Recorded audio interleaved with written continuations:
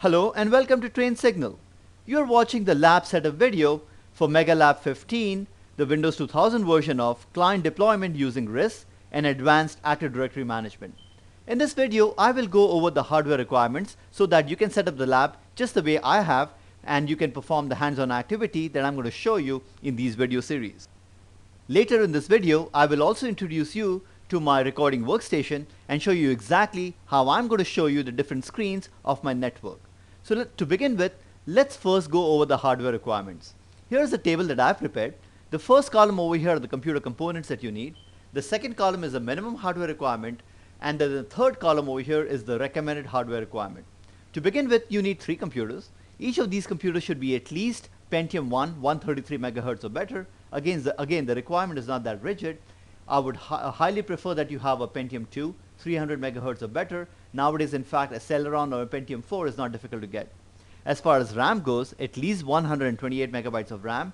I would prefer that you have 256 megabytes or even greater than that. Now, of those 3 computers that we are talking about, on 2 of these computers for these labs, we will be installing Windows 2000 Server, and on one of the computer, depending on the lab that I'm performing, it will either be Windows 2000 or Windows XP. Sometimes you'll have a choice between choosing 2000 or XP.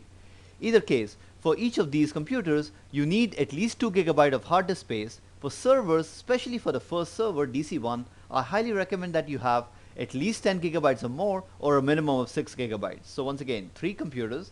2 of these computers should have at least 6 GB of hard disk space, and one of the computers that you can use as a client computer should have about 2 GB of hard disk space. I highly recommend that you have 10 GB or greater, simply so that you can copy the CDs, and this will make the performance better. Each of the computers should have a network interface card. You will also need one switch to network the components together, and then in order to network these 3 computers together, you will need 3 category 5 Ethernet cables. This is how our network will look like. I'm going to first take you to the picture over here. And these are our 3 computers. What you will do is you'll take an Ethernet cable from each computer and then connect it to the switch in this manner. Now, as far as the configuration goes, let's go back one screen over here. You will name the computers in the following manner. The first computer you will call DC1. On this computer, you will install Server 2000. And then the IP address for this computer will be 200.200.200.1 with a subnet mask of /24, which is 255.255.255.0. If you've watched the other videos, especially the video series for Lab 14, you will notice that the setup is very similar, except that we just mix and match the different operating systems depending on what video I'm preparing for you. So once again, the first computer will be DC1, the IP address will be 200.1, the subnet mask will be /24, and you will install Windows Server 2000 on this. Please install Service Pack 4 so that our labs do not have any issues in them. The second computer will be the additional domain controller. We will call that computer DC2. This computer will number as 200.200.200.2, and again it will have the subnet mask of /24. We will install Server 2000 on this, and also make sure that you have installed Service Pack 4 on this. There will be some labs where you'll require that we have both DC1 and DC2. Most of the labs will be performed on DC1 alone, but I'm keeping it over here for fault tolerance purposes and to show you how replication takes place between DC1 and DC2. Now, in this particular lab, the third computer, we will call it Client 1. Please do not install anything on this. Once again, just make sure that you have enough hardware requirements like I've discussed, but please do not install any operating system on this. This particular computer we will eventually label as Client 1, and then the IP address on this will be 200.200.200.11, and the operating system on this computer will either be Windows 2000 or Windows XP Professional, depending again on the lab that I'm doing, and accordingly we will either have Service Pack 2 or Service Pack 4. Service Pack 2 for Windows XP Professional and Service Pack 4 for Windows 2000 Professional. Once again, do not install any operating system on this, simply because one of the labs that we will be doing is to show you how to actually install an operating system using different methods, namely remote installation services and Ghost. So just leave this computer blank, and then the configuration of this will come in a later video. So once again, 3 computers network together in this manner. A cable going from the an Ethernet cable going from each of these computers NIC card to the switch, and make sure you have the right IP addresses set up over here. And now I'm going to show you what I have done in order to do these video series. I have actually 4 computers. You're actually looking at my recording workstation or recording studio as I call it. You can recognize this very easily by looking at the train signal logo over here, and you will see that this one has 3 icons: DC1, DC2 and client 1. These are the connections that I have set up for terminal services to the computer called DC1, to the computer called DC2, and eventually once we set it up, to the computer called client 1. So what I'm going to now do is double click on DC1. What this will do is start a remote desktop connection, namely the terminal services connection in Windows Server 2000, and every time I log in it will ask me to actually enter the password, which I will do so, and then you're actually looking at a different computer, which is DC1, and I'm going to introduce to you how this desktop looks like and how you can recognize which computer you're currently on. It is extremely important that you know exactly which computer I'm performing the labs on, simply because in a client server environment there are certain computers you perform certain activities on. So every time I perform the lab, I will tell you very clearly that look, I'm connecting to DC1 or DC2 or to client 1, and then here's what we're going to perform on that particular computer. You can also tell which computer I'm connected to by simply looking at the title bar over here. It will clearly say that I'm on DC1, and then the IP address for this computer is 200.200.200.1, and I'm using the remote desktop connection. Like this is what XP calls it. In Server 2000, this is also known as the terminal services connection using the remote administration connection.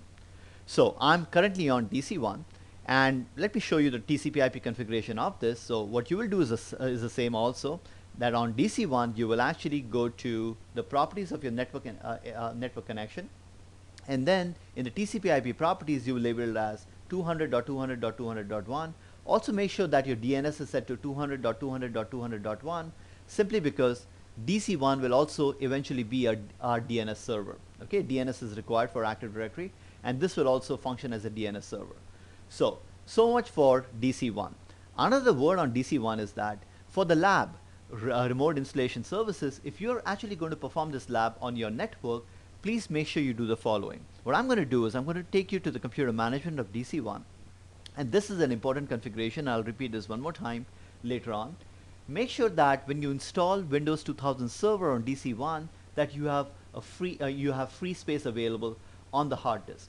Now this is something that you should do in any case. For example, if you have a 30 gigabyte hard disk, never ever install the operating system on the entire 30 gigabyte.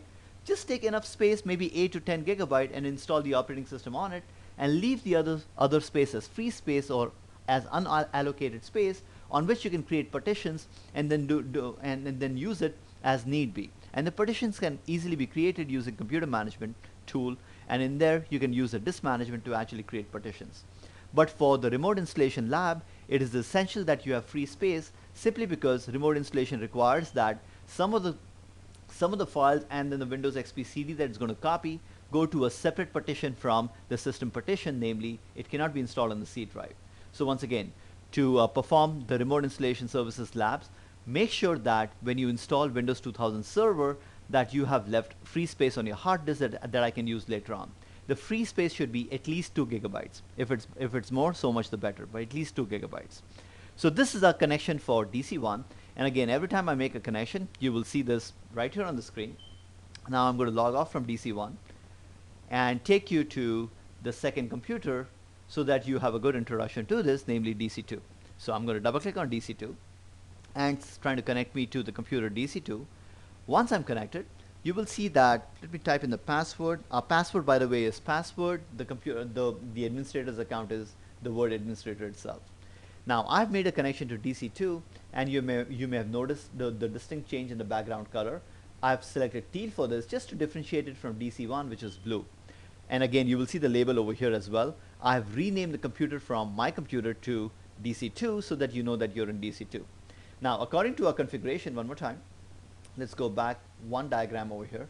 DC2 should have an IP address of 200.2. So let's verify that. I'm going to right click on my network places, properties, and then take you to the TCP/IP properties, and here we go. Its IP address is 200.2. Once again, we are using /24 as a subnet mask, and the DNS server, there's going to be just one DNS server, namely DC1, and I've put the IP address of 200.200.200.1 to point to DC1 as a DNS server. Okay, so once again, the DNS service is not yet installed on DC1. We will eventually install it. So I'm going to close this connection as well and log off from DC2. So in this manner, I will tell you exactly where I am, on which computer I am, and where I'm performing the activities. So by default, you will see me on my recording workstation over here, and you can tell that from the train signal logo. And then every time I make a connection, I'll tell you I'm going to DC1, and then here are the activities that we're going to perform in DC1 and so forth. So this was a lab setup video. The installation of the operating system, I'm going to treat it as a prerequisite for these labs. And just to summarize over here, 3 computers. The first computer on which we'll install Server 2000, we'll call it DC1. And then the second computer, we'll call it DC2 and install Server 2000 on this as well. The third computer, do not install any operating system. And once again, a word of caution over here on DC1, before you install Server 2000, make sure that you have free space available on the hard disk so that you can perform RIS activities just like the way I'm going to perform in these videos. So just install Server 2000 as the default installation on these 2 computers, and then you're all set. I thank you very much for watching this lab setup video, and I hope to see you very soon in a different video in Active Directory.